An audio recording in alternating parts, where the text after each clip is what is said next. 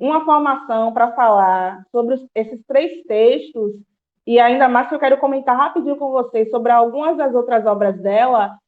Lógico que vai ficar aqui muito assunto para um outro momento, porque a Chimamanda é uma escritora de uma importância grandiosa, não só no cenário da literatura atual, mas por ela ser uma voz potente, né, que está levantando questões importantes, que está falando de um lugar onde existe, né, usando a palavra que ela usa, né, bastante, um estereótipo muito carregado e negativo sobre de ser o continente africano um local que não produz literatura, que não produz cultura, né? Vamos falar sobre essas coisas, eu estou aqui também empolgada.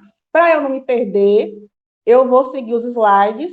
E aí, hoje, gente, eu vou pedir a ajuda de vocês. Eu vou passar em alguns slides. Aí, na hora, ao invés de fazer a leitura, eu própria, aí eu vou chamando aqui na minha lista que eu tenho do nome de Lindíssima.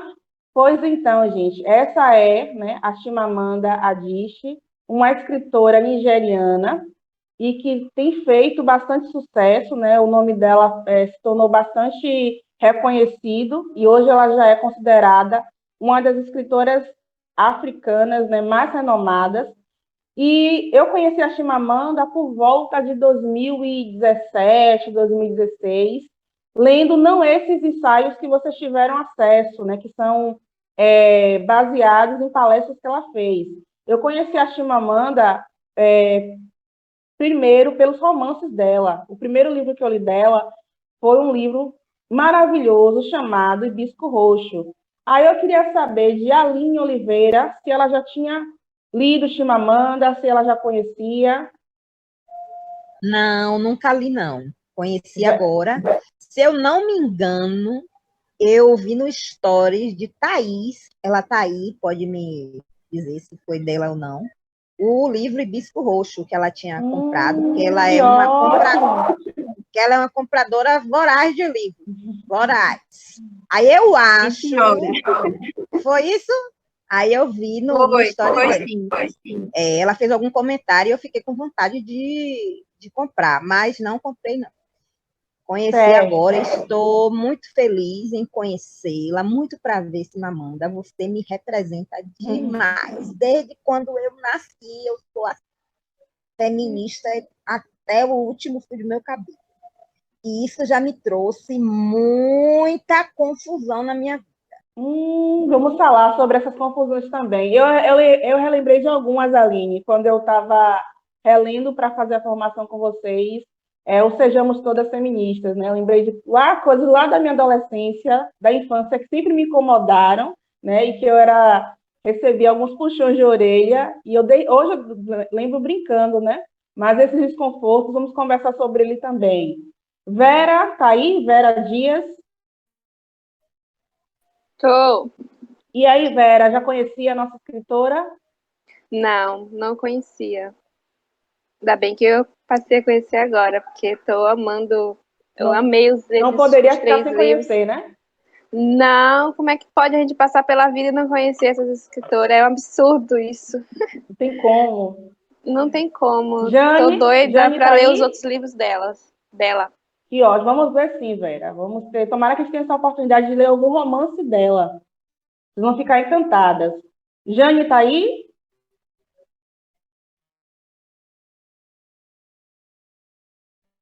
Val já conhecia a Chimamanda?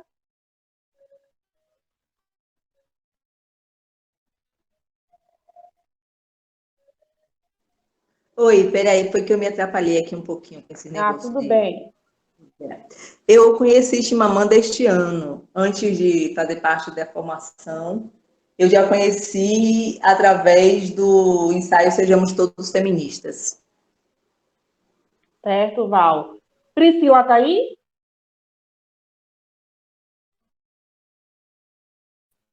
Estou. E aí, Pri, já conhecia a Chimamanda?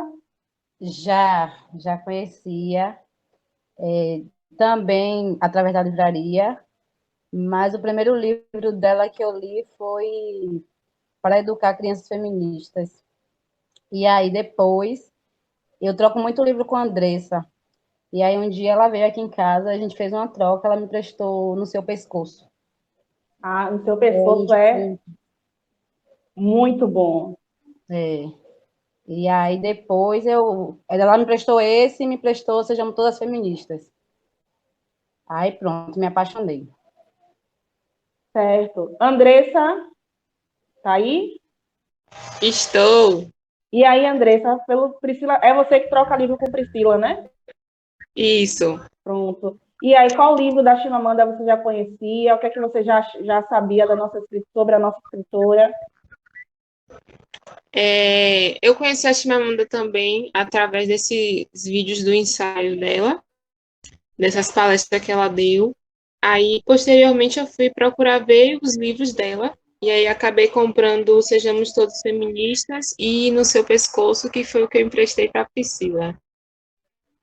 É, E ela é literalmente apaixonante, é uma mulher incrível. E ela é muito certeira nas palavras. concordo plenamente. Bianca, tá aí? Estou, todo mundo tá E ouvindo? aí, Bia? Estou te ouvindo. Boa tarde, gente. Então, eu não Boa. conhecia ela até então, através desses. Eu só venho conhecer ela através desses 3 livros dela incríveis, viu? Cheio de conselho e ensinamento assim, sobre feminismo, como é a questão do homem e a mulher, né? Assim, viver igualdade na sociedade. Mas até então eu não conhecia ela, conheci através desses 3 livros mesmo. Com os livros da Chimamanda, já conheciam a autora, já sabiam alguma coisa sobre ela. Isso é importante porque prova que mesmo que quem não tinha lido, né, os livros, já tinha uma noção, já conhecia, né? É uma prova do quanto ela conseguiu popularizar a figura dela e a obra dela. Então, isso é muito bacana, porque se a gente parar para pensar que durante a nossa formação, a gente tem pouco contato com literatura africana. Já conhecia a nossa autora, já tinha lido algo dela? Já, como a Aline mencionou aí logo no início, eu já conheço a autora desde 2016, por aí. Eu já li também todas as obras dela. Ah, que ótimo. Thaís, você aqui está cursando letras, não é isso? Não, eu sou formada em letras. Ah, ótimo.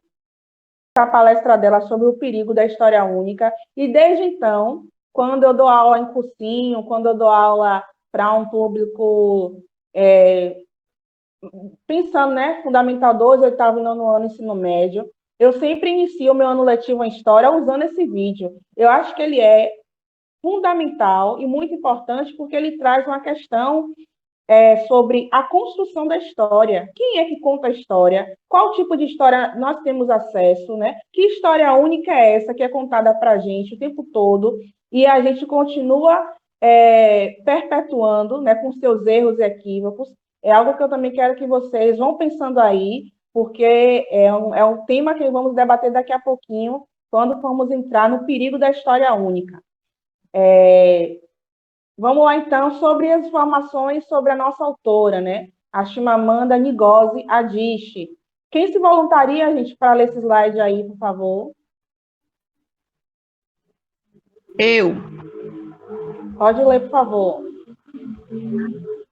Chimamanda nasceu na Nigéria em 15 de setembro de 1977, no estado de Anambra, mas cresceu na cidade universitária de Nsukka, no sudeste da Nigéria, onde se situa a Universidade da Nigéria. Adichie estudou medicina e farmácia na Universidade da Nigéria por 1 ano e meio. Durante este período, ela editou o The Campus, uma revista feita pelos estudantes de medicina da Universidade Católica. Com 19 anos, Adichie deixou a Nigéria e se mudou para os Estados Unidos para estudar comunicação e ciências políticas na Universidade de Drexel, na Filadélfia. Seu primeiro romance, Hibisco Rosto, de 2003, recebeu grande aclamação da crítica. Foi indicado para o Orange Prize para ficção, em 2004, e recebeu o prêmio como melhor primeiro livro em 2005. Seu segundo romance, Meio Sol Amarelo, nomeado em homenagem à bandeira da nação de Biafra, se passa antes e durante a Guerra de Biafra. Foi premiado com o Orange Prize de 2007 na categoria de ficção. Meio Sol Amarelo também foi adaptado para um filme de mesmo título. Isso, obrigada, Andressa. Então, vejam que a Chimamanda, ela nasceu, né, na Nigéria, na década de 70, e ela cresceu, gente, num bairro, né, universitário. Era o bairro, né, de Nsukka, onde estava localizado uma das universidades da Nigéria. O pai da Chimamanda, ele foi o primeiro professor de estatística do país, e a mãe dela foi a primeira mulher a trabalhar na secretaria da universidade. Quando eu comecei a descobrir, né, a ler os livros da Chimamanda, e aí já entrando no perigo da história única, só para a gente fazer uma reflexão, na minha cabeça, o estereótipo que eu tinha, né, de como seria a vida, de como teria sido a infância de uma autora africana, né, principalmente nigeriana, nunca tinha me passado pela cabeça que a Chimamanda poderia ter vindo da classe média nigeriana. Ela estudou medicina, ela fez nível, ela cursou o nível superior, a família dela era de uma família, digamos assim, abastada, né, da Nigéria. Então, o estereótipo, né, a história única que a gente tem sobre os países da África é tão calcado na narrativa da pobreza que, quando eu li que a Chimamanda fazia parte da classe média da Nigéria, que existia na Nigéria ricos, super ricos, classe média e pobres, como tem em vários outros países, eu fiquei balançada, porque eu fiquei imaginando que, assim como como parte das nossas autoras negras, né, tiveram na infância e na adolescência uma narrativa muito marcada pela pobreza, né, a exemplo da Conceição Evaristo, da Carolina Jesus, eu reproduzi o mesmo estereótipo para pensar como teria sido a adolescência e a infância da Chimamanda. Quando eu descobri que os pais dela eram professor universitário, que a mãe era uma mulher letrada e que ela teve uma infância de uma menina de classe média, aquilo para mim foi algo que me pegou de surpresa. E aí já estou adiantando algumas questões que vamos falar daqui a pouquinho sobre esses estereótipos, né? Como eles são carregados de uma noção de história única, né, que a gente vê desde a infância e que, se a gente não tomar cuidado, a gente continua reproduzindo essa história única, né, ainda por muito tempo. Obrigada, Andressa, por ter lido. Ainda sobre a nossa autora e a sua obra, quem se voluntaria para ler o próximo slide, gente? Seu terceiro livro, de Ting Around-Your-Neck, No Seu Pescoço, 2009, é uma coleção de histórias curtas. Em 2010, ela entrou na lista dos 20 autores de ficção mais influentes com menos de 40 anos. Sailing foi incluída na edição do The Best American Short Stories 2011. Em 2013, ela publicou seu quarto romance, American, que foi selecionado pelo New York Times como um dos 10 melhores livros de 2013. Em abril de 2014, ela foi nomeada entre um dos 39 escritores mais importantes com idade inferior a 40 anos no projeto do Festival Rei e Rainbow Books Club, eu acho que fala. Seu livro mais recente, Para Educar Crianças Feministas, publicado em março de 2017. A origem desta obra se baseia em uma carta escrita para uma amiga que havia pedido seu conselho de como educar sua filha como feminista. Obrigada, Val. Então, vejam que a nossa autora é uma mulher jovem, né? Quando a gente pensa, principalmente os padrões, né? De quem produz literatura e de quem fica famoso, né? E já é bastante laureada, premiada, né? Todos os livros dela tiveram, gente, um impacto e uma receptividade muito grande, não apenas na Nigéria, como em vários outros países, né? Brasil, Estados Unidos. Então, a Chimamanda tem se consolidado não como uma literata africana, nigeriana, mas ela tem conseguido fazer com que seus livros, com que sua obra tenha um alcance, né, extra para fora do país dela de origem. Inclusive, alguns livros, o livro dela, Meio Sol Amarelo, já teve uma adaptação cinematográfica, e em 2019 circulou a notícia de que a Americana ia ser roteirizado e virar um filme, e quem iria interpretar a protagonista seria Lupita Nyong'o, né? Estaria havendo esse acordo para que o livro virasse filme e para que a Lupita fosse a protagonista, né? Não sei se por conta da pandemia esse projeto está adiado, mas eu espero, né, que saia do papel, porque seria uma oportunidade incrível da gente ver nas telonas um livro tão importante e bacana como é a Americana. Val, obrigado por ter ajudado na leitura dos slides. Próximo, a obra de Chimamanda. Hoje, gente, vamos falar especificamente dos 3 livros de ensaio, né? O Perigo de uma História Única, Para Educar Crianças Feministas e Sejamos Todos Feministas. Mas eu queria falar, ainda que de forma breve, dos livros dela, dos romances, né?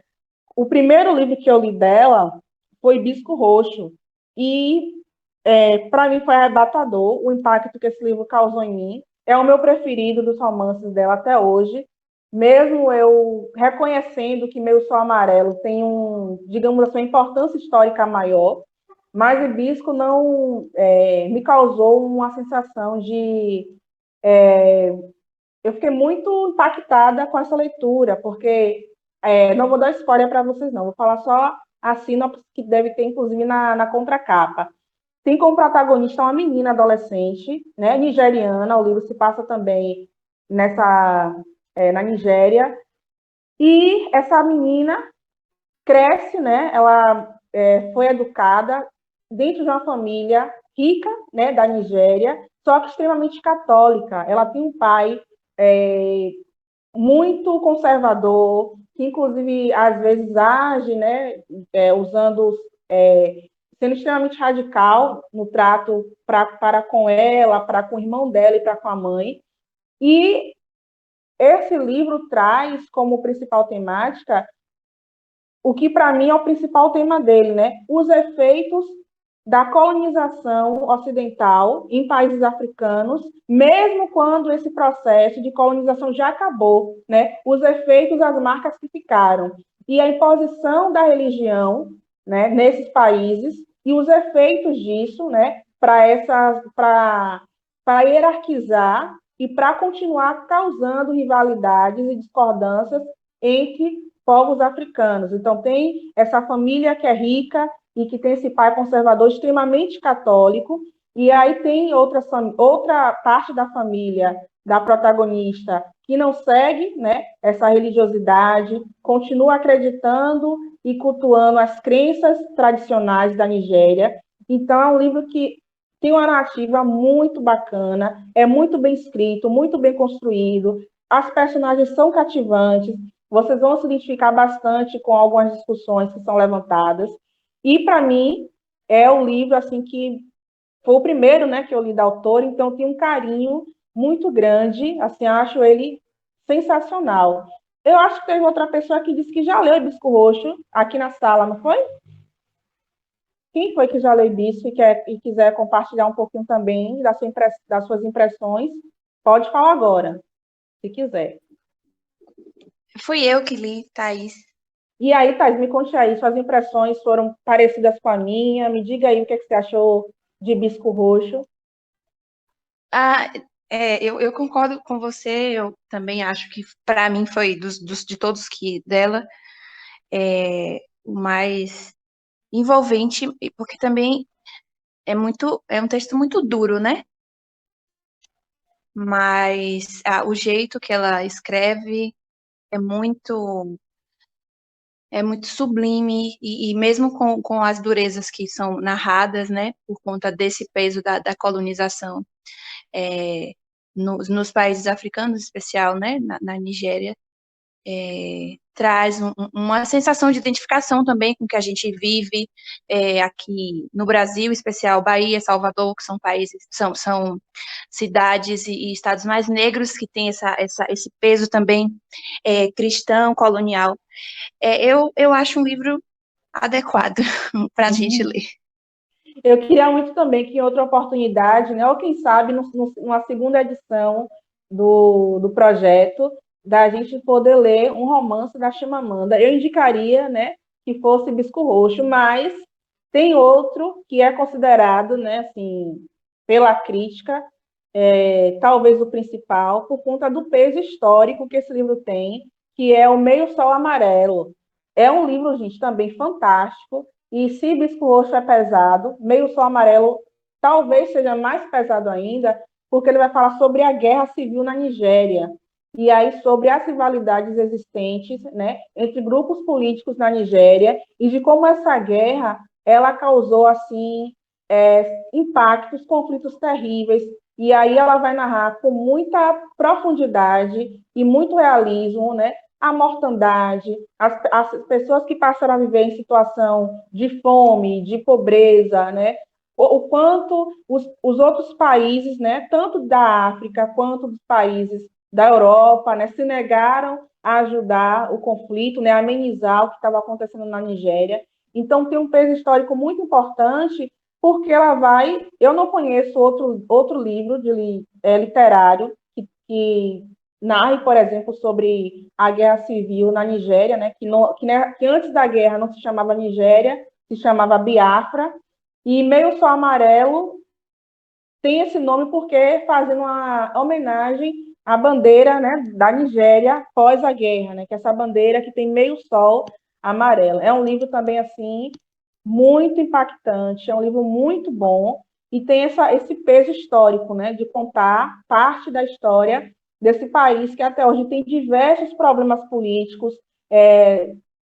Vira e mexe, quando eu vou ver algumas notícias, né, do mundo de uma forma geral, sempre tem notícias sobre conflito político na Nigéria, sobre golpe de Estado. Então, é um país que até hoje está vivendo aí as amarguras, né, de tentar se consolidar enquanto democracia, porque lá a democracia é muito frágil. É um país que tem uma desigualdade entre as classes muito grande, então tem super ricos e uma população de miseráveis, né?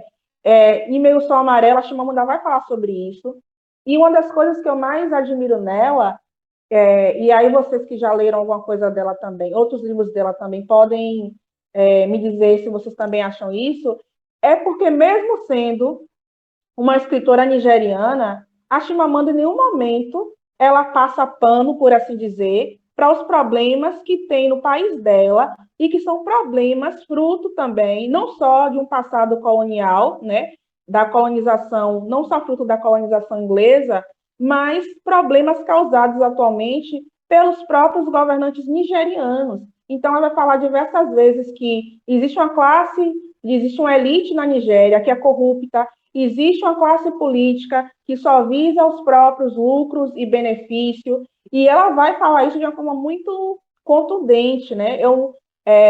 Inclusive, talvez Meio Sol Amarelo, não sei, né? Não li nada sobre isso ainda, mas talvez não tenha tido uma recepção muito boa na Nigéria, porque ela vai tocar o dedo em algumas feridas que ainda estão abertas no país dela, né? Então, eu acho ela escreve de uma forma muito honesta, né, ao não culpabilizar somente o passado, né, e a colonização europeia, mas o quanto ela faz a reflexão de que problemas atuais existem por conta da classe dirigente que hoje é nigeriana. Então, em Meio Sol Amarelo, eu acho que ela faz isso com excelência. E aí, mais uma dica para quando vocês possam, né, também fazer a leitura desse livro maravilhoso. O terceiro livro, gente, é um livro de contos, né? Que é chamado No Seu Pescoço. E, de novo, ela vai também trazer questões sobre a política, sobre colorismo na Nigéria, sobre as relações e as tensões sociais que existem nesse país, e também na percepção dela enquanto uma nigeriana que estudou nos Estados Unidos e que voltou, né? Em alguns contos ela faz essa reflexão, ainda que usando outros personagens fictícios, a gente sente que tem um tom meio autobiográfico dela fazendo esse exercício, né? Enquanto uma pessoa que nasceu na Nigéria, foi estudar nos Estados Unidos e voltou, né? As impressões dela nessa volta e como ela começa a fazer a leitura sobre os problemas, né? Alguns problemas que acontecem na Nigéria, mas também pontos muito positivos quando ela vai falar, por exemplo, sobre a educação na Nigéria, sobre o quanto as universidades nigerianas são universidades de excelência, né? Que proporcionam aos jovens a oportunidade de melhorar de vida, de pensar em estudar fora e voltar para seu país, né? Com a bagagem, com a qualificação. Então, de novo, né? Não é só sobre os problemas da Nigéria que a Chimamanda nos conta nos seus livros, né? Não é só essa história única que querem que a gente ache que reduz a África, né? Mas ela vai falar sobre essa colcha de retalhos que, assim como que existe, né, essa multiplicidade de questões em qualquer sociedade, em qualquer país.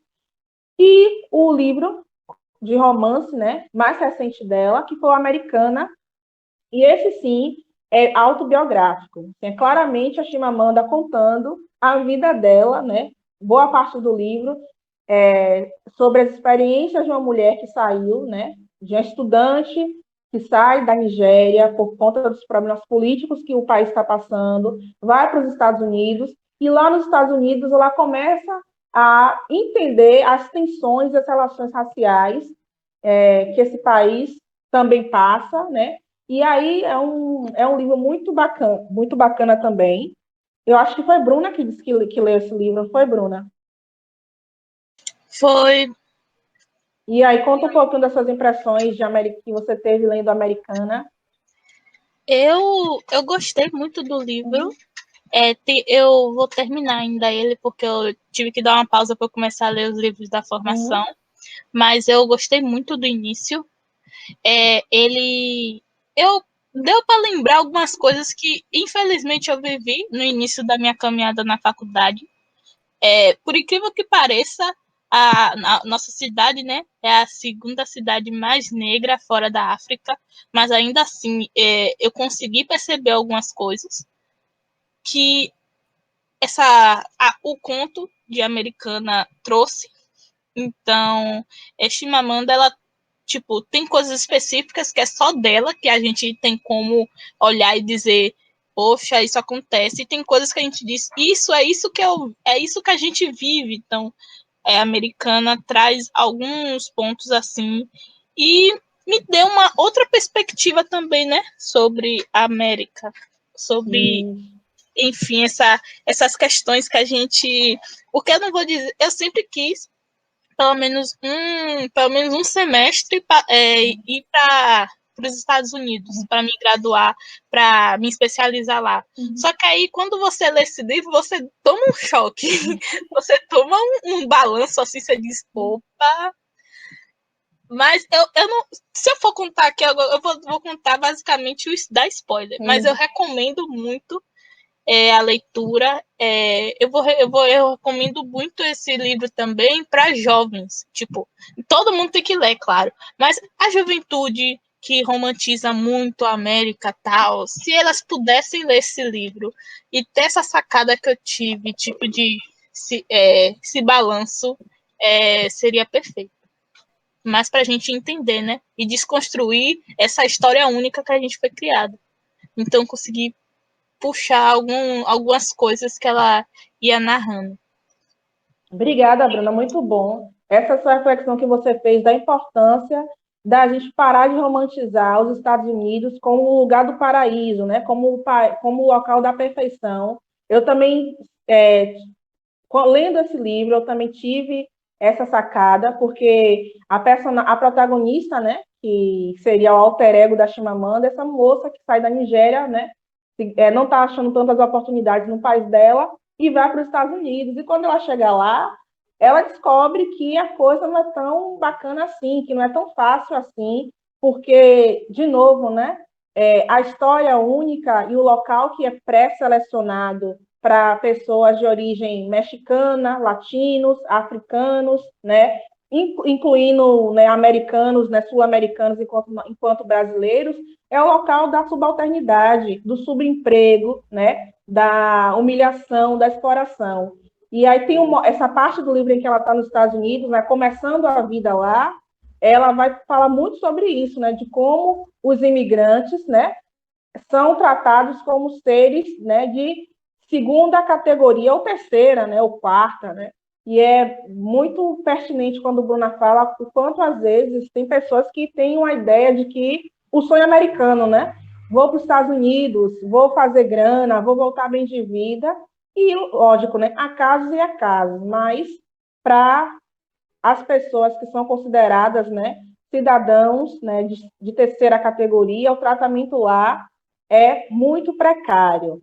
Thaís me disse que também já tinha lido, né, o restante da obra, e aí eu vou confessar para a Thaís e para vocês também que desses 3 romances, né, porque no seu pescoço é um livro de contos, né, Entre Bisco, Meio Sol Amarelo e Americana, eu confesso para vocês que a Americana é o meu menos favorito, né, Hibisco e Meio Sol tiveram impacto maior em mim, mas as africanas, e se vocês acham que é importante termos acesso a essa literatura e por quê? Aí vou fazer agora, eu vou chamar aqui pela lista, e aí vocês me respondem, quando eu for chamando, por favor, as 2 perguntas logo, tá bem?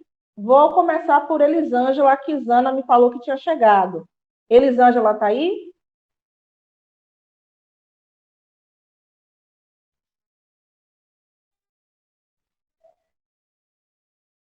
E o Isa?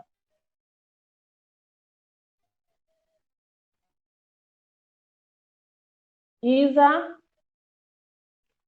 Vou então agora para Aline Oliveira. Oi, amor. E aí, Aline? Essas duas questões. Você está vendo o slide? Já tinha lido o livro de nigeriana, e isso é importante, a leitura, literatura africana, não é isso? Isso. Não, nunca li nenhum livro de autora nigeriana, nunca li. E importante, com certeza. Ler é importante, seja lá de que autor for, mas da literatura africana na nossa vida enquanto negro, mulher negra, enquanto sociedade brasileira misturada, é importantíssimo para a nossa cultura, para o nosso entendimento, para a nossa visão de mundo, para a nossa desmistificação da história única que temos, né? Então, através dessas autoras, desses livros, a gente pode mergulhar em um conhecimento que a gente não tem daquela coisa, né? E a partir daí você pode querer pesquisar, ler outras obras. Então, é fundamental. E, além de ler, você compartilhar com outras pessoas, para que elas também se sintam motivadas, né?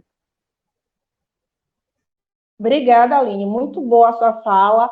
Quando você pontua que a leitura, que temos acesso à literatura africana, possibilita a gente quebrar com o modelo da história única. É isso que eu quero levantar a bola para vocês, né? A relação da importância da gente ter acesso e ler e repassar, né, como você mesmo disse, o conhecimento sobre essas autoras e autores africanos, e como isso é um processo fundamental para que a gente rompa com essa história única que a gente aprende, né? Infelizmente, quando a gente é criança, pensando principalmente, eu não sei como está, né, na educação básica hoje com a Lei 10.639, mas pensando em quando eu fiz o ensino básico, né, eu não tive acesso a nenhuma literatura africana, não conheci nenhum autor.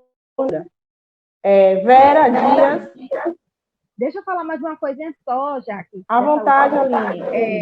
Gente, isso é muito importante que você falou, né? Eu nunca tive acesso nem na graduação, porque assim, as meninas mais novas, eu estou vendo aí, Você vê como a coisa vai mudando, né? Os professores, graças a Deus, estão se ressignificando, se atualizando, porque as meninas novas aí que estão fazendo a graduação estão tendo acesso a muita coisa importante, principalmente de literatura negra, de visão de mundo, etc., que eu, na minha graduação na UNEV, não tive essa oportunidade. Né? Foi um curso muito engessado e que não me proporcionou leituras assim, nesse modo. Isso mesmo, Aline. Obrigada. Vera?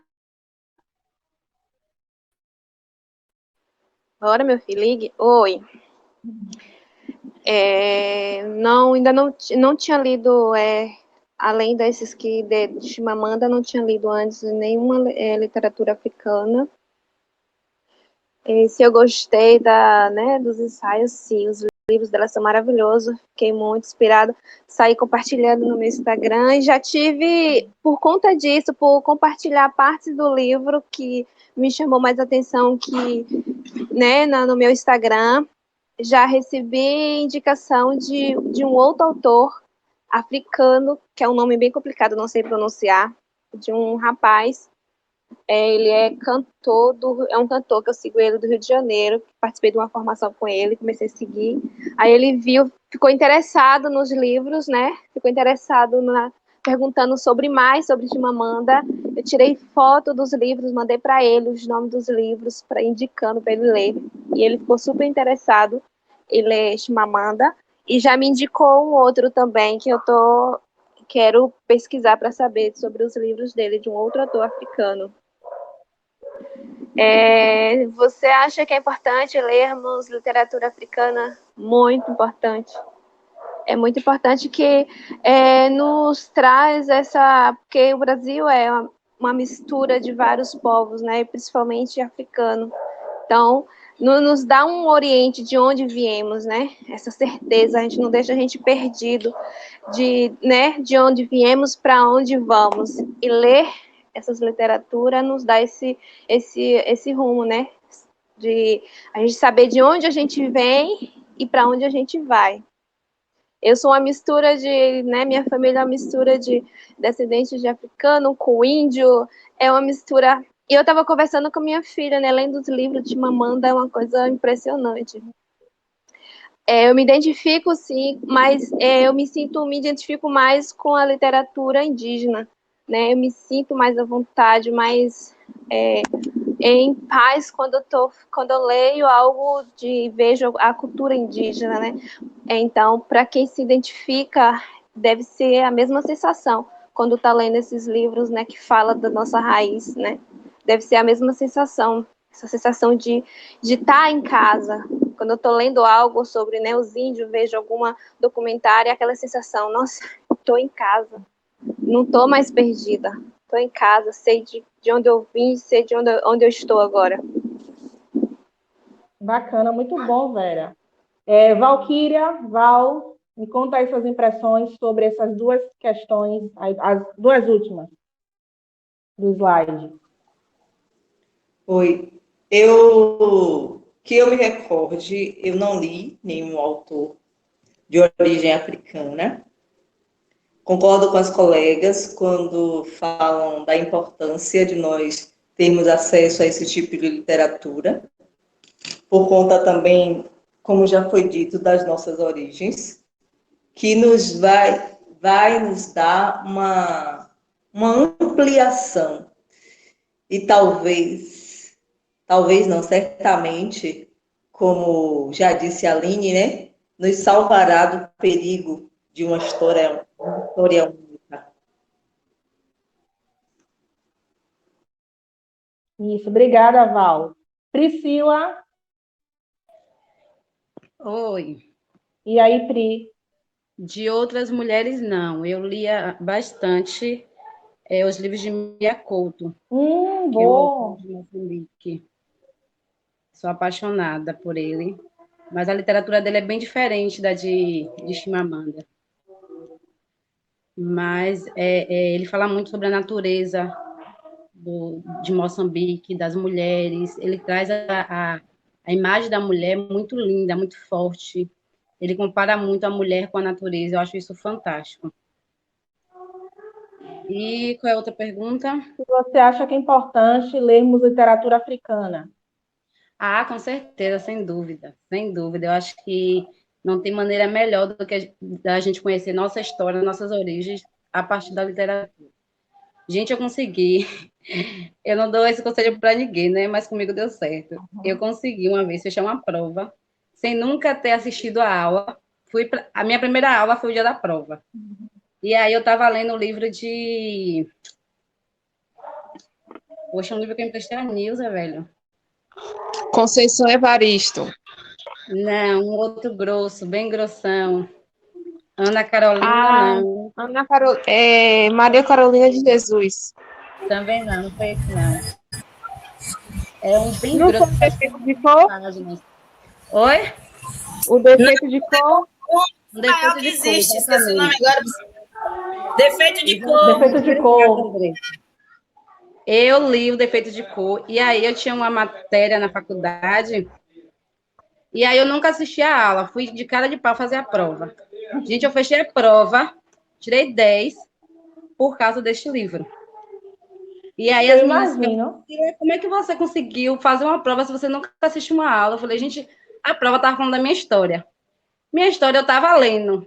Então não precisava assistir aula para conhecer a minha história.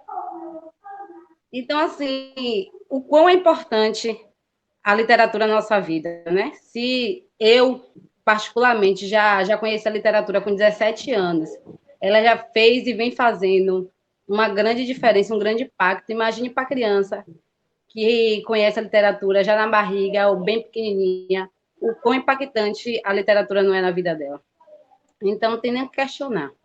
Com certeza, Pri. Eu já li um defeito de cor e você estava falando sobre a prova e não tinha como você não fechar, porque depois de ter lido quase 1000 páginas, né, da autora contando desde a colonização, o processo de tráfico, de como é que não, né, é ali uma história, uma síntese da história, né, da Bahia, de como era desde o período colonial, um livro fantástico. E seria um super desafio, uma formação futura, até mesmo mesmo quando o projeto termine, né, vocês se organizarem para lerem juntas Um Defeito de Cor, porque é um livro muito extenso, então assusta muita gente quando vê aquele calhamaço, mas vale muito a... Priscila, você foi minha aluna? Fui! Logo vi, minhas alunas são brilhantes. Que ótimo! Parabéns, viu, meu amor? Aline, você é podre, mulher. Filha, logo vi, tem uma semente minha aí, rapaz. Ah, para com isso. Ordinária! E Priscila ainda trouxe uma outra indicação, que é de um autor moçambicano que eu também gosto muito, que é o Mia Couto. E ele vai falar nos seus livros muito da geografia de Moçambique, da cultura, né, das tradições. E como Priscila lembrou de Moçambique, tem uma autora moçambicana, ela é já uma mulher mais velha, a idade aproximadamente igual da Conceição Evaristo, que se chama Pauline Chiziane. Depois eu compartilho no grupo a capa de um livro dela, que é muito famoso, que se chama Niquete, ou algo assim, A História de Poligamia. Vou falar rapidinho do que se trata o livro, né? Uma mulher moçambicana, casada, descobre que o marido dela é bígamo, ou melhor, tem várias outras esposas em Moçambique, né? Ela era traída e o marido tinha outras relações com mulheres em lugares diferentes de Moçambique. O que é que ela resolve fazer? Ela vai bater na porta de cada uma dessas mulheres para saber quem são. E aí a história é muito interessante porque ela acaba descobrindo a vida dessas mulheres e contando, né? Cada uma meio que vai contando parte de sua vida, como elas foram enganadas por esse homem. E a história é muito interessante porque a partir das narrativas de cada uma das amantes do marido, é revelado para a gente a cultura de Moçambique, as tradições locais, né, a desigualdade de gênero. Então, é um livro muito bacana. E fica também, Isana, a indicação para se houver uma parte 2, né, a Pauline Chiziane entrar na nossa lista, porque É uma autora moçambicana maravilhosa também. Você está provocando a parte 2, né, Jaque? Tem que ter essa parte 2, gente. Ficou muitas mulheres fantásticas de fora nessa 1. Tem que ter a parte 2. Verdade. Vamos lá. Andressa. Eu. Vamos lá, Andressa. Vocês estão falando aí, eu estou pesquisando daqui já todo mundo. Sim, é ótimo. Se já tinha lido livros de uma autora nigeriana. Chimamanda foi a primeira e, por enquanto, a única. De outro país da África, Mia Couto, que é moçambicano. Boa, Andressa. E você acha que é importante estudarmos, lermos literatura africana? Sim, até por conta da identidade africana que temos, né? A gente tem um traço muito forte, uma descendência muito forte no nosso cotidiano, na nossa vida, a descendência. Então, eu acredito que a gente se identifica bastante com cada história, com cada autor, conto, poesia. Então, eu acho muito interessante que façamos, sim, a leitura de literatura africana e que seja aplicada mais aos ensinos, né? Como a Aline falou, que na época dela não tinha esse acesso a essa literatura, e agora as meninas que estão fazendo a graduação agora já têm. E também na questão da lei, né, que é aplicado, eu acho que é de extrema importância. Obrigada, Andressa. Então, histórias importam. Muitas histórias importam. Histórias têm sido usadas para expropriar e ressaltar o mal.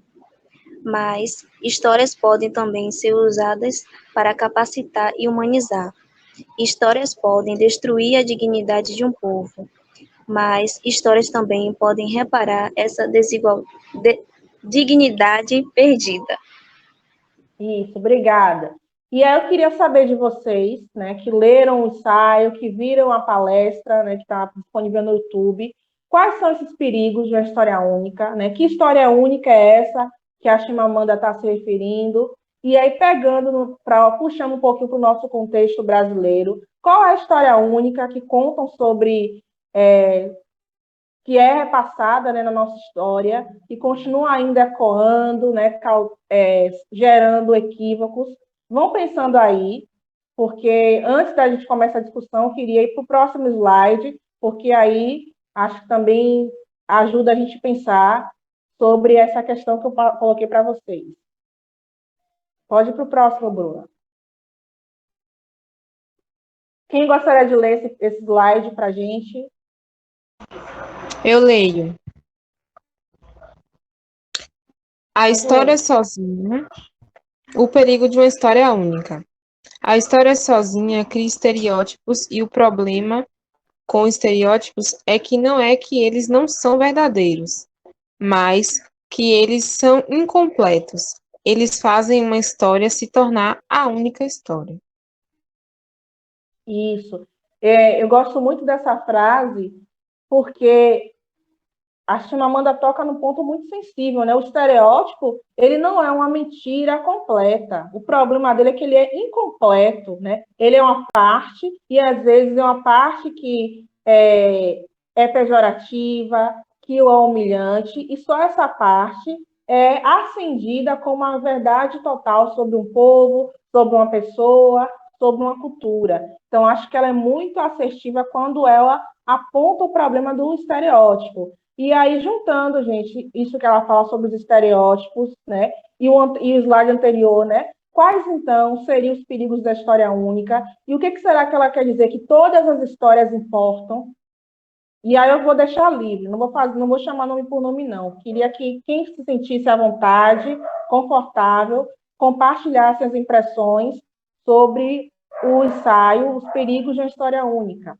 E que tem como objetivo perpetuar uma história única. A Bruna já levantou a bola aí sobre, por exemplo, a questão da história dos povos indígenas, que até hoje é muito comum da gente só estudar ou só pensar indígenas no Brasil a partir de 1500, ou seja, é uma história única que atrela a vida de vários povos que já habitavam o país há milhares de anos atrás, apenas a partir do ponto de vista e da chegada do colonizador europeu. Ou seja, é uma história única, é uma história do ponto de vista, né, dos conquistadores, né, entre muitas aspas, né, e o que alguns historiadores também chamam de história dos vencidos versus história dos vencedores, né, daqueles que colonizaram, que exploraram, que escravizaram.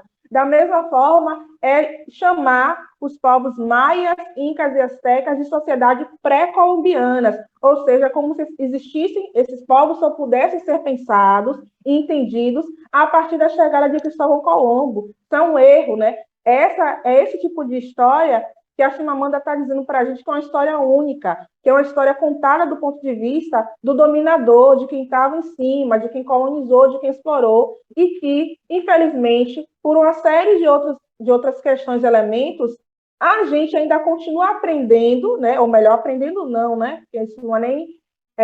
esse tipo de história continua a ser perpetuada de maneira equivocada, como se fosse a história única, a história oficial, né?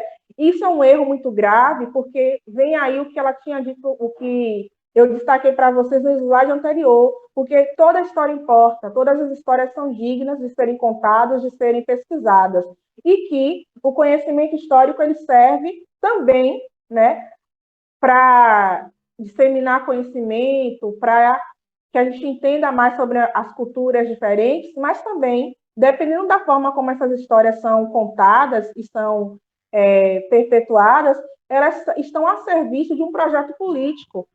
Vou dar um exemplo muito que vocês devem ver isso todo ano também, né? O 13 de maio. Todo 13 de maio tem sempre um desavisado ou uma desavisada que quer continuar contando a história do ponto de vista de que a princesa Isabel teria sido uma alma muito benevolente e que ela fez um grande ato de caridade de assinar a Lei Áurea.